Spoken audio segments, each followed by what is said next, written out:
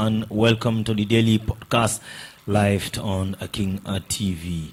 My name is ALHAGIE Fati with I am ADAMA NYANG. And coming up in this edition.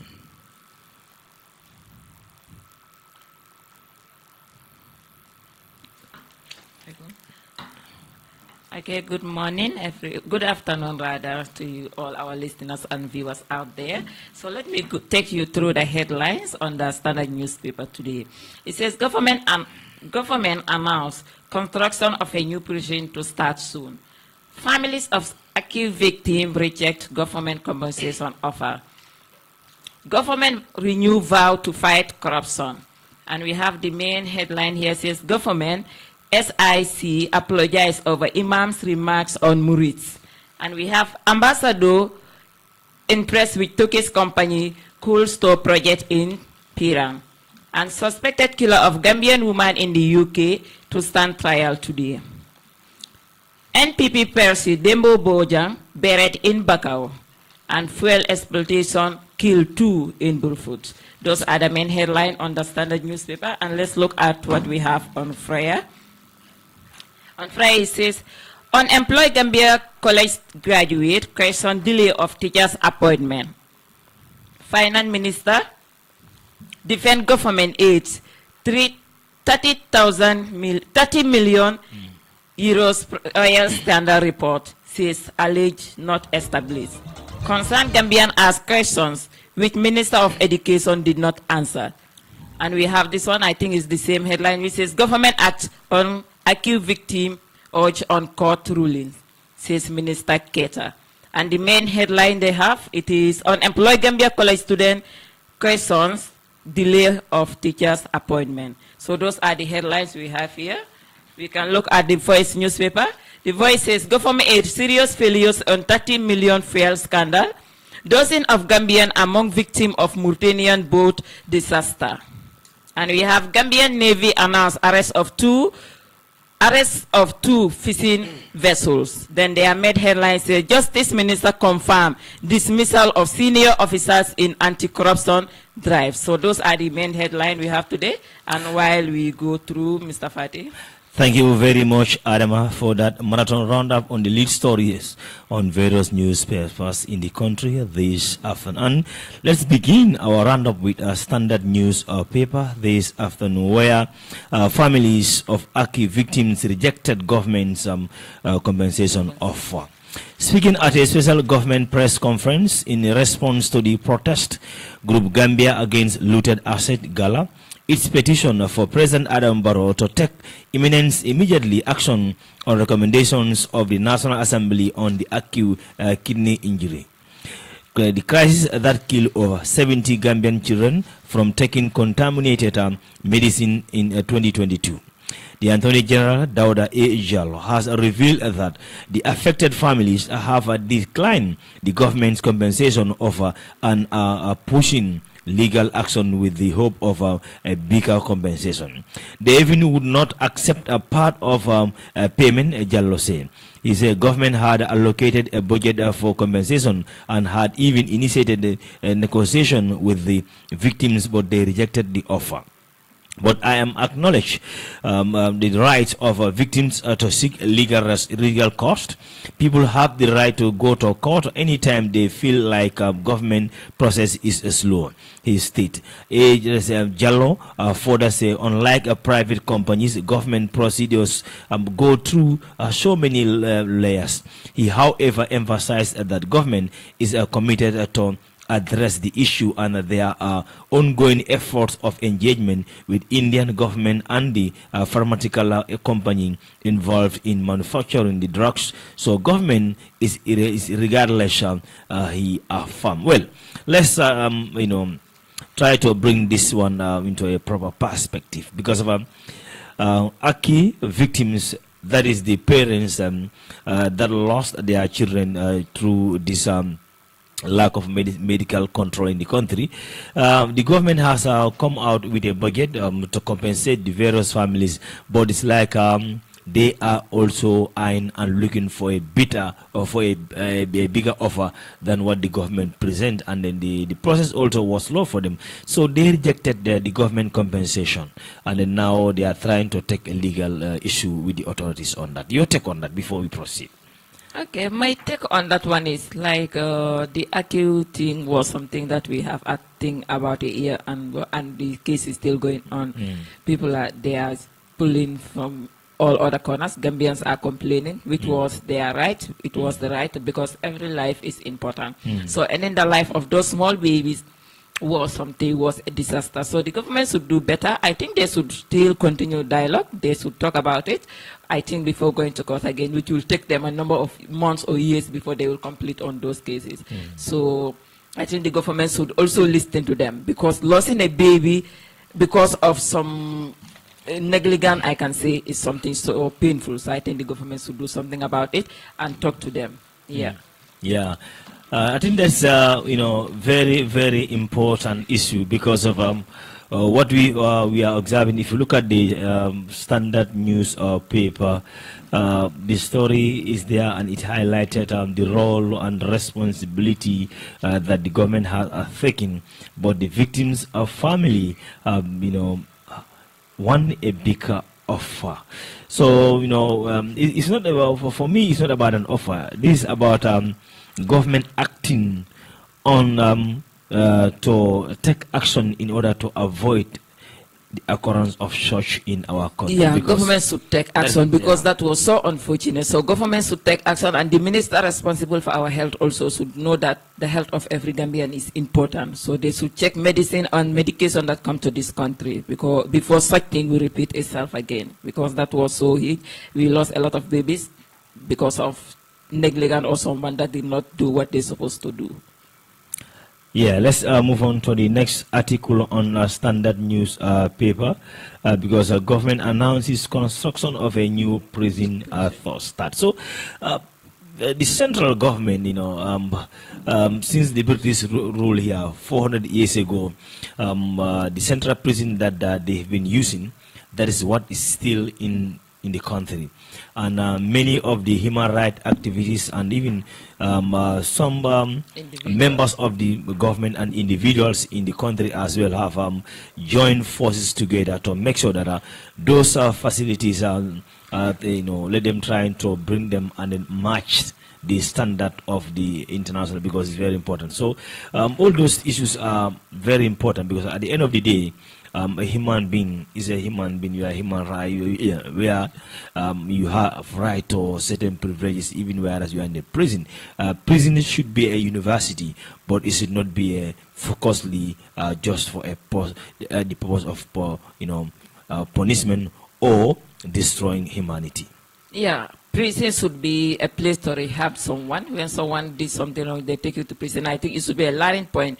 They should at least, but like if you see, because I saw one picture online yesterday, that was the inside of the Gambian prison, how it looked like. That was so terrible. When I saw the picture, I was like, how can you subject a human being to this? It was something that was so unfortunate there. So I think it is a welcoming news. The government should try. It is something that is due. I think it needed to happen, but unfortunately it did not happen, and now they are working on it. I think it is a welcoming thing. They should help with Gambians on that, because some are in prison. If they go to prison, they can learn skill, they can do things. So when they come out, they will be better. But if you go to prison, you see that you suffer to that place. Some even will come out while they are not mentally okay. It will affect them. But building a new prison, I think is something welcoming, and it's something good. So we will say bravo to the Gambian government for helping us with that. Yeah, I think that is very important. Yeah. And the thing is, we are a little bit struggling with our internet in the studio here. So we want to do more of this paper review, but the connection is not that much strong. So what we're going to do, and we continue with the review of all the articles that you've read to us here. Let's bring on one burning issue, perhaps on everyone's lips in the country, that has to do with a very sensitive issue that a preacher has just said in one of his sermon in Lameng. But let me bring this full context into a proper perspective for the better understanding of our audience too. This was on the Standard News paper. The Gambia government and the Gambia Supreme Islamic Council have both apologized to the Murid Brotherhood, a large thriving mosque prominence in the Senegal. The Gambia and most places around the world, with the headquarters in the city of Touba in Senegal. The apologies came after comments made by a Gambian Imam, Abdul Karim Kuyate, in his Friday sermon last week. In the sermon, Imam Kuyate said the annual religion festival Magal, the flagship, or even in in the lives of the Murid, is a sinful act, worse even than drinking or fornicating at a nightclubs. Anyone who goes to Magal would go to hellfire. The Imam say, arguing that Magal is a tantamount to worshipping something other than Allah, which is the worst sin in Islam. While in his comment resonated with a lot of Muslims, they are, however, deemed to be highly offensive to the Murid set. The Standard received unconfirmed reports that the members of the community in Gambia have reported the matter to the police in a bid to avoid possible tension. The Ministry of Lands, Regional Government and Religious Affairs over the weekend issued a statement condemning the inappropriate and unacceptable remarks made by the Imam.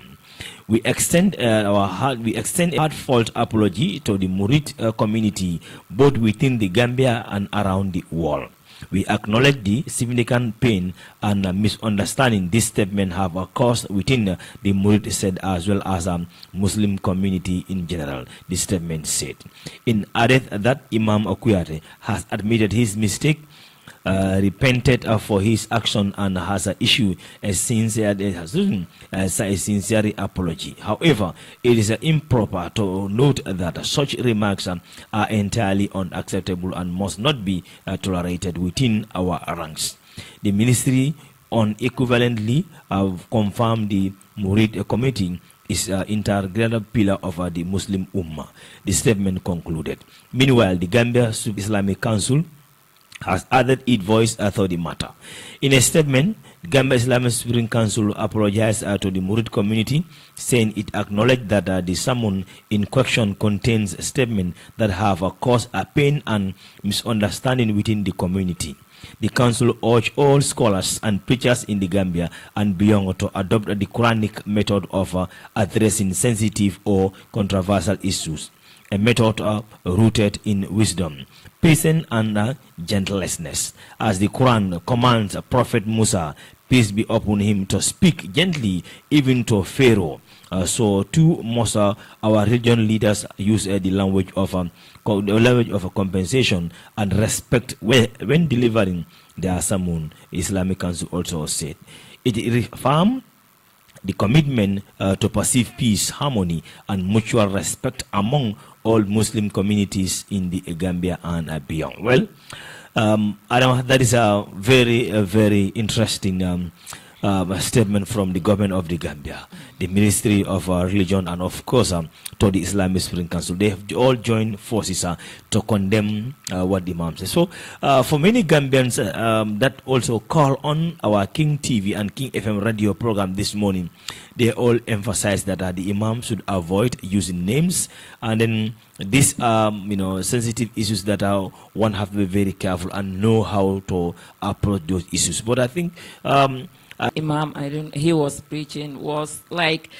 Islam taught us to be peaceful, to preach peace. So, giving our such statement at a Muslim gathering or in a mosque was something that we should avoid. I think our religious leaders should avoid such thing, because doing so we see how the community was sick. Since yesterday, if you go online, you will see different versions of it. People, some condemn it, some were supporting, the Muruts were angry. So we should avoid saying statement which you know that it will be harmful or it is targeted to a certain group of people. Because that group of people, they must feel themselves that, why is this one saying this? So going to the extent of saying they will be going to hellfire, things, even someone that goes to the club, spend the night there is better than going to this certain place. You can preach without calling a name. The imam could have preached about it if he feels that it is wrong, but without calling a name of a certain group of people or without calling a name of a particular place. Because calling a name of a certain group of people, it is something very wrong, which those group of people will feel that you are attacking them or you are condemning what they are doing. And I think our religious Islam tell us that we worship everyone Allah. Everyone is allowed to worship what he believes. We believe they are saying that they believe in the Prophet, so they believe that is a certain group which they believe a prayer they believe on. So I think the imam, when he feel like it is wrong what they are doing, he should use a better way instead of mentioning their name and mentioning the place where they do their gatherings. Yeah, I think from my perspective on that issue, like we are not saying anybody should not summon and then talk on issues affecting the society, but what we are saying, how you project yourself, how you project that particular issue, and how you go about it. These are very important things, because if you want to talk on any issue, talk on it exactly how it is in the Quran, because the Quran did not mention any name, but it mentioned things that you have right to say it, and then those things are seriously practicing in the society. If people are going to this Magal and other places doing things that has no place in Islam, you can bring a quotation where Islam abandon or condemn that particular act. You can just say that this is what Islam say about A and B and C, about using names without and attacking naming people. Yeah, without naming or pointing at places. Yeah. I think we need to be very mindful. Somebody's calling, but we are not taking any calls on this program. You can text. If you want to be part of this program, you can only send me a text message. So the caller 754-237. You can send me a text message in the studio line or with my own numbers here. I have 7265639. If you want to be part of this program, we are taking only text messages on official number here. You have to send me a text on 7265639. If you drop me your text message, I will go over it, whether it is fit for air or not before. So let's drop a message on 7265639. 7265639 for all your comments and contribution on the Daily Air podcast. Well, we'll take another short break, and when we return, we take you to another item on the program, as we have a lot of spicy, juicy stuff on the program for you this afternoon. My name is ALHAGIE Fati, and I am with I'm ADAMA NYANG. We're going for a short break and we'll be back.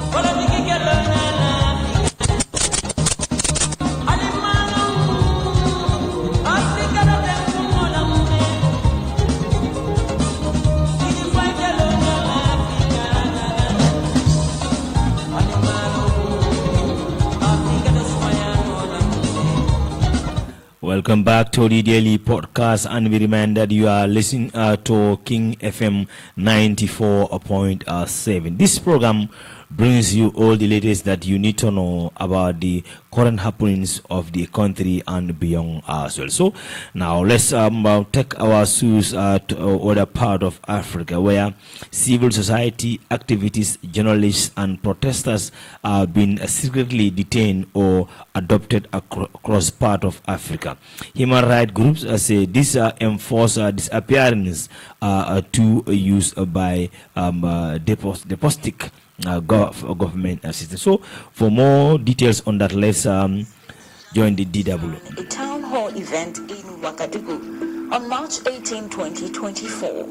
Barry had denounced the killing of several Fulani civilians by the military government in a town of Solenzo 4 days earlier. He has not been seen since. Peter Macaria went missing during the Gen Z-led protest against the government's new tax and financial bill in Nairobi. on June 25, 2024. It later emerged that he was treated for gunshot wounds at a city hospital. Macharia has not been seen since. Omar Silla, also known as Fonike Mengwe, was abducted in Conakry on July 9, 2024 by masked armed men believed to be agents of the military government. He was taken along with his colleague Mamadou Biloba. The two have not been seen since. Okechi Iferi Martins was detained by the army at the height of the nationwide End SARS protest over police brutality on October 27, 2020. She and two fellow activists who were taken in Oyibo River State on the same day have not been seen since. Biar Ajak Maru's car was found abandoned near the Freedom Bridge over the Nile River in Juba on October 4, 2023.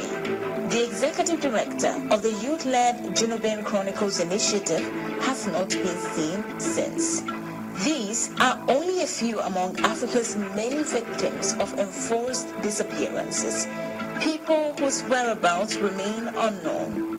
So those were the roundup from DW on the countries Kenya, Guinea, where people, activities and journalists have been kept in communicated, or in fact, little knowledge about of their well-being. So it's like the ugly scenes have also emerging from Africa again. Now again, we transport fears now out of reach. Abdullahi Amadou gets out of school on on roller sticks. There's a fuel price have so and his parents can't afford to pay transport. So now, so Adama, this is a very interesting story. With the transport fare being increased, Abdullahi Amadou used a roller, to go to school. But let's have this roundup from DW.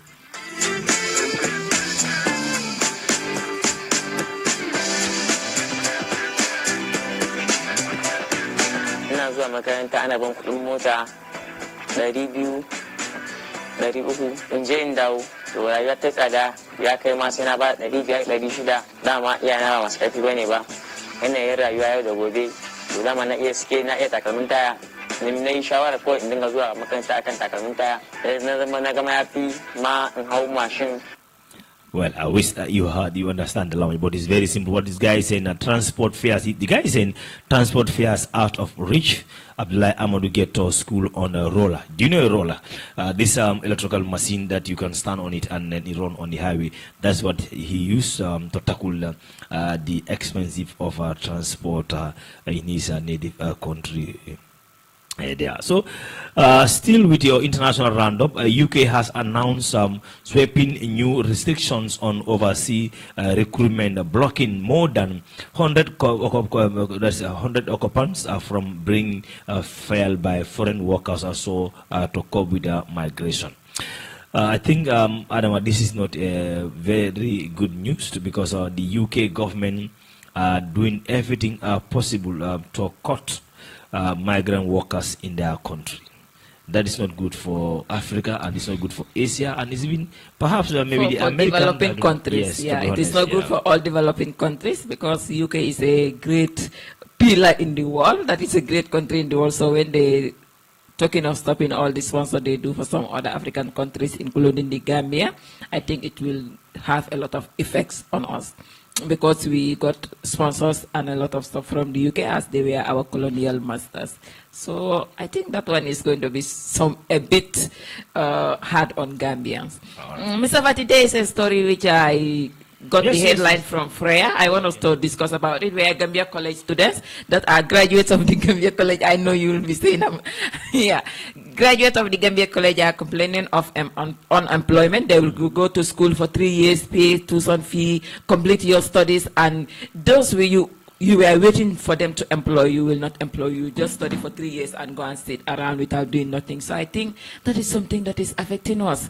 I see people who went for studies. You've been there for 3 years, and I know how hectic it is to study in the Gambia with tuition fee. You have to transportation is hard. You have to, your lecture notes, you photocopy, you print, you do your assignment, you do your project, you do all those things for good 3 years, and you complete. You are just giving your certificate. You are giving your attestation and everything. You guys sit at home, thinking of what to do next, thinking of to start fresh again.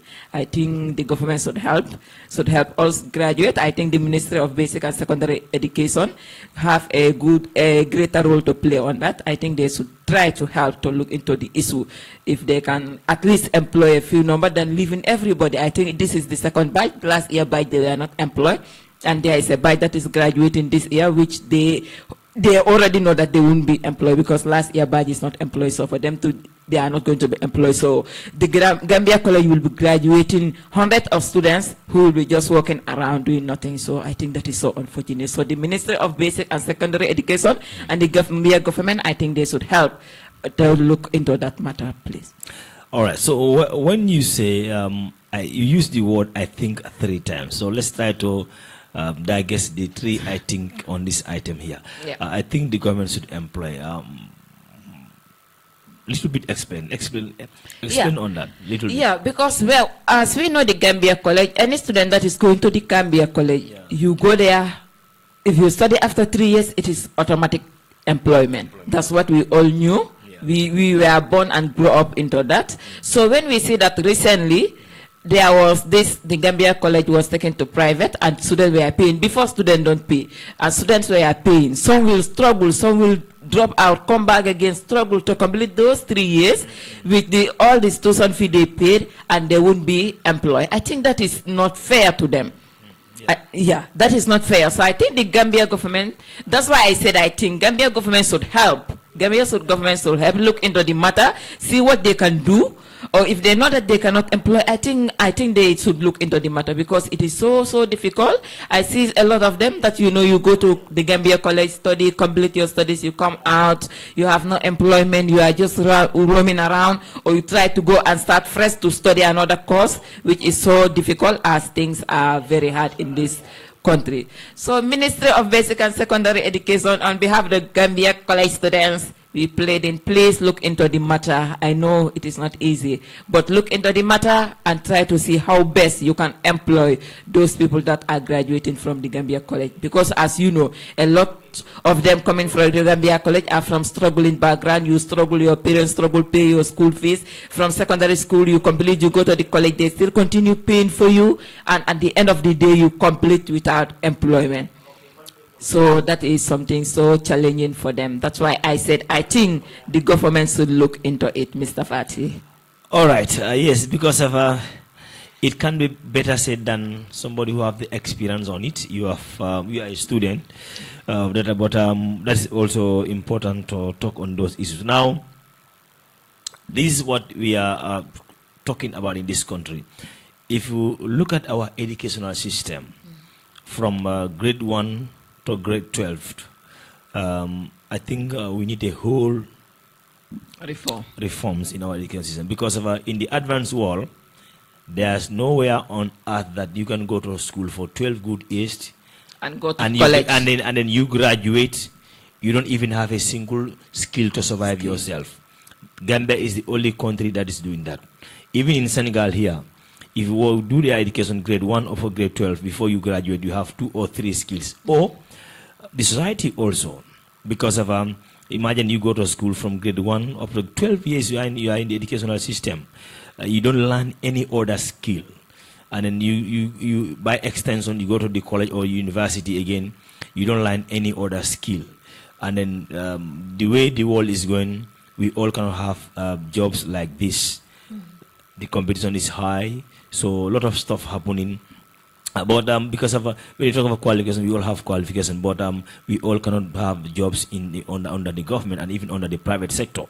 I think our educational system, we need to reform it, and then trying to bend it with skills that has to be a composite, like a core subject. Immediately you reach grade 4 or grade 5 or grade 6, or in fact let's say grade 7. Grade 7 you choose your education with tailoring, your education with carpentry, plumbing, electrician, whatsoever, but that skills work too has to be a compulsory. That is to support you in case you finish grade 12 before you don't have a sponsor to go to university or before you have any other thing that you want to do. But that skill can now support you in your life. I think we need to consider these factors in our educational system. Yeah, I think the government is doing well towards that part. I think they started introducing that to the school system. We have this STEM education where students are introduced to other vocational skill which they can do, which will help them after school. But like for these ones I'm referring to, they were not fortunate. Most of them were not fortunate to be part of that because that started recently. So those people are people that go through the formal educational system. The only thing they do is go to school study. You complete your 12 years of secondary, basic and secondary education, add another 3 years to that, that make it 15 years you've been going to school study, which how we know how hectic it is to learn in this country. Then after that, you are given a certificate, which you know I'm getting this certificate, but this certificate cannot give me employment. I just have the certificate. Yes, I don't say the Gambia College certificate cannot give, it will give you employment, but the employment which we were thinking, everyone was thinking that if I complete the college, I'm going direct to the field. It is not happening. The truth is, the documents are good, but what we are saying, we don't have that number of companies in the country. Right now, if you look at the Gambia, you look at the companies that are operating. And then even some of the companies, they are even thinking reducing their staff. Because they don't have the financial muscle to continue with those number of staff that they are having. And we have thousands of students also going to the college and the university. Yeah. Every year when they graduate, they also expect to come to those companies. And those companies are even reducing their staff. So you see the stress here. Yeah. This is what I'm saying. We need to revive our educational system because earlier the better. It has to start at somewhere. I think that's very important. Yeah, the earlier the better, because it is like you say, a lot of youths that are walking around without employment. I think if we have vocational skill centers, I think they should invest more into them. They are really trying by opening some universities which are technical ones, but I think the secondary and even at basic level, I think they should start introducing that, because if you are a child someone learn faster when you are a child. If you started something from your primary level, before you reach a higher level, you're able to have a better skill on it. So it will help those students before they complete their secondary education, they will have something to do. So I think the government should look into that and help more. I know they are trying, but to let them extend it to the lower one, to the primary sector, so that we reach the knowledge. The reason I brought this idea is like migration stuff. If you look at the situation, somebody is playing in the top flight of Gambian football, let's say 4th division. You play for a top club in 4th division for a number of years. The club don't even have the money to be paying footballers in the Gambia. Now imagine that guy spent 5-6 years in playing division of football, 4th division, but at the end of the day, he lose up and he went to the back way. And then he could not succeed and die on the sea. And then you go to the university, you graduate, you sit here, you don't have work. You have no other alternative than using the back way. This is so sad. It's sad. Because of the story that I'm about to read here, last week a boat carrying 160 African